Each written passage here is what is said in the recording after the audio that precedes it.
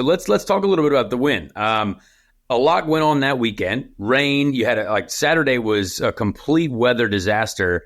Were you guys just as confident in the wet as you were when you came to the dry, or was that a bit of a question mark? How did you guys feel on that qualifying day in the difficult conditions?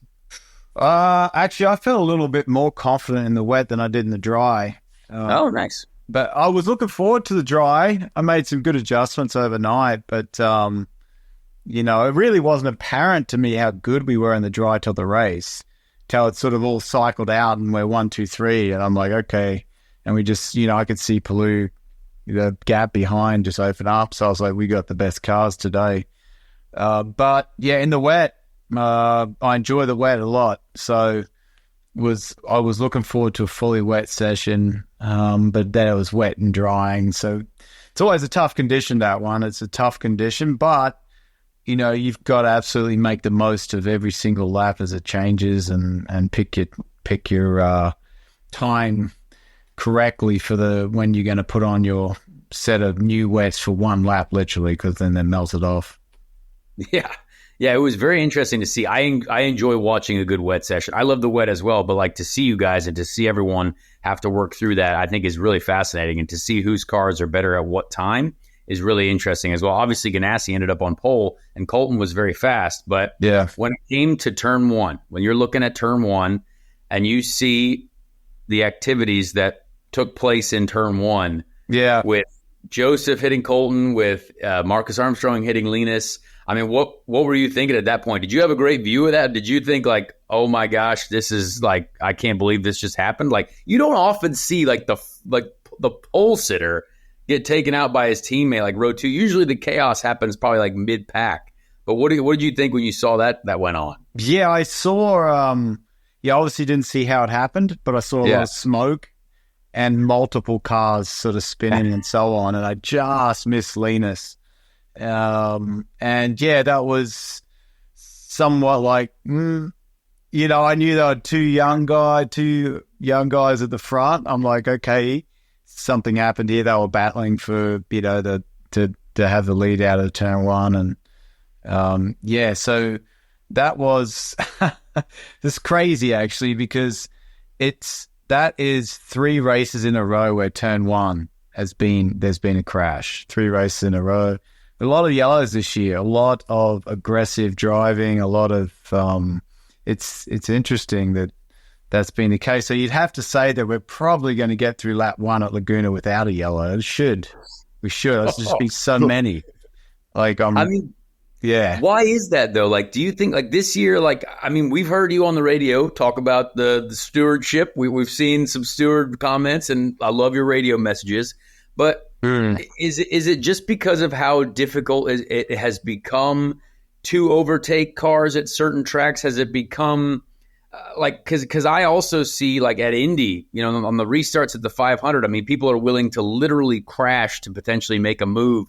And I would say sometimes in the last 10 years, there's been times where you're hey, all right, we're going to get through this restart. We're going to be able to make the moves when we can. Yeah. But is there a higher level of aggression this year, or is that aggression just pure stupidity sometimes? I don't know. What do you think is the difference right now in the way our racing has kind of become? I think it's the level of competition and how difficult it is to actually get a top 10. A top 10 really matters now.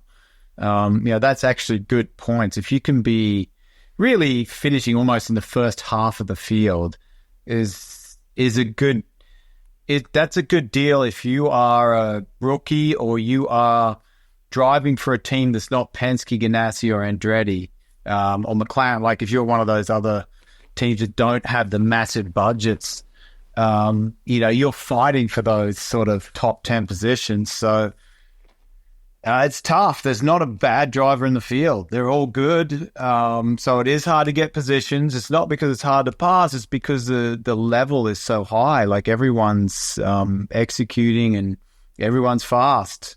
So, I've pushed IndyCar to have a no-replay push-to-pass system, which would calm some of that down because, if you're faster, you're going to have a shot at someone. If you can get within a second, you'll have a shot, and then they'll have a shot too. It's if they make an adjustment in the pit stop or whatever. But Explain that a little bit more, though, just for the fans. Like, explain what that idea would be. You said a no reply. Basically, right now, when you hit, you get 200 seconds of push to pass at 60 horsepower. Yep. So when you hit the button, or you look behind and you see someone's going to run, you're going to hit the button, and so are they. So it almost cancels itself out. And I always thought that's, what a waste. Like, we would have a lot more passing at some of these tracks if you had a lockout system, which they did try in Indy Lights and Indy Next. If you get within a second of someone, it locks theirs out. They can't use it. So if you're behind, you catch up, boom, you're within a second because you've got all these timing lines that are connected to the car, so they can do this. It locks them out, so you can get a run and you can pass them, and you can almost tune the amount of horsepower for the push to pass to make it not like DRS where you just blow by them. Like, it's still a hard pass to make, but there's more passing. I've pushed it for that. And I thought the best time they could have tried that was at thermal. Push to pass in qualifying is a complete waste of time, in my opinion. What does that do? Yeah. Does nothing. Zero. Like, it's not a thing. It's if you want one lap qualifying, we'll have one lap qualifying, but that's what it came down to. You've got enough for one lap, so everyone does one lap. But now push to pass, that would be very interesting. That could make the racing a lot better at some of these short circuits. And we do a lot of short circuits, do a lot of tracks that have short straights, and it would create some good racing. Yeah, I think that's very interesting. And I think I do think that sometimes we need to look at that system again, because I think we have a lot of great racing. There's a lot of stuff that has gone on this year that I think has been, again, maybe overly aggressive, we'll say. Yes. But I agree. But I think we've seen maybe more penalties now for some of the dumber stuff that's been done. And I do believe that if there's no penalty and there's no, if there's no, like, basically wrongdoing, like, if there's no penalty for that, right, then you're just going to keep doing it. So if they penalize it more and more, you have to be consistent with it. I agree. Like, there definitely has to be the consistency. But yeah, I feel like sometimes maybe if there's a bigger penalty, people won't do that. I don't know. Maybe you think that there's that's they're going the right way. Yeah, I mean, the size of the penalty really matters. If you you make a move or push someone wide and you only have to give the position up, you're going to be willing to do that every time. Like, why not? Like, I'm not going to, either I'll pull it off and it'll happen. Otherwise, I'm just giving it back up anyway. So a stronger penalty would make a difference. Is that, putting you back 5 cars or 6, what is it? A drive-through's tough. That's a race ruiner right there. But if you were doing that, then, people would be less reluctant. It's a tough, would be more reluctant to do it. Sorry. It's a tough balance. Because you don't want to ruin the great racing we have. It is a tough series. It's very aggressive, and people that come in, new drivers that come in generally get pushed around pretty quickly. You take advantage of, what they thought was normal from Europe or wherever they come from, But, I'm not a big fan of the drive-through penalties it's a tough balance. Maybe giving up positions, maybe giving up multiple positions will be a nice deterrent for some of the aggressive driving. Yeah, I think that's an interesting idea for sure. So let's go to how this race plays out. Right, Scott McLaughlin, your teammate, big gap at the beginning, and I think everyone was kind of waiting to see how the Reds were going to last, because a lot of people, from what I heard, some people really struggled making the Reds work. Some people, like Scott Dixon in the middle of the race, literally looked like he dropped a boat anchor out the back of his car, and he dropped like a rock on the Reds.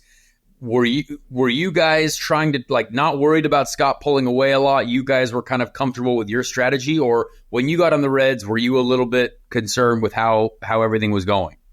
The Reds were all about the first lap. If you pushed them on the first lap when the carcass was cold, then you would get that. I guess you get the separation of the gauge rubber, and you start getting blisters.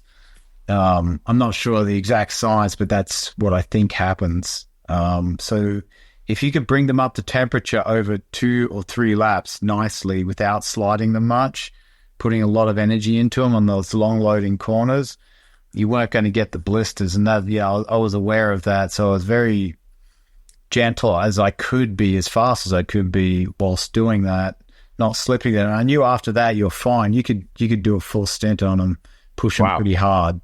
But during my red run, I sat back and saved tires for the overcut because I knew that was my only game. Scott was told the same thing when he went out. He was very cautious because I'm sure that the team had told him what happened to Dixon. But I actually thought when Palou overcut Dixon and Dixon was on reds, I thought this will be interesting because I don't think he knows about the blistering because it had happened to me on a qualifying run the day before. Like, did the reds. I did 1 lap, they were on straight away, and by the second lap they were done. I was like, okay, well, you cannot push these without getting some carcass temp. And I actually thought that I said at the beginning before the race in strategy meeting, there are going to be some guys that actually have to make another pit stop because like when they blister like that, you cannot keep going. They're so bad, they're so slow, you have to make another pit stop, and that's what happened. None of our cars struggled on the reds. We all, Joseph started on them. There's a lot of yellows, so they all brought up the temperature nicely, and then we had a big enough gap with Scott and myself to bring them in nicely. Although Scott lost a position, probably been a little too conservative. He probably could have kept Joseph behind. But the other side of that is him making another stop and finishing way down the order, so I understand why he would be, very, very careful.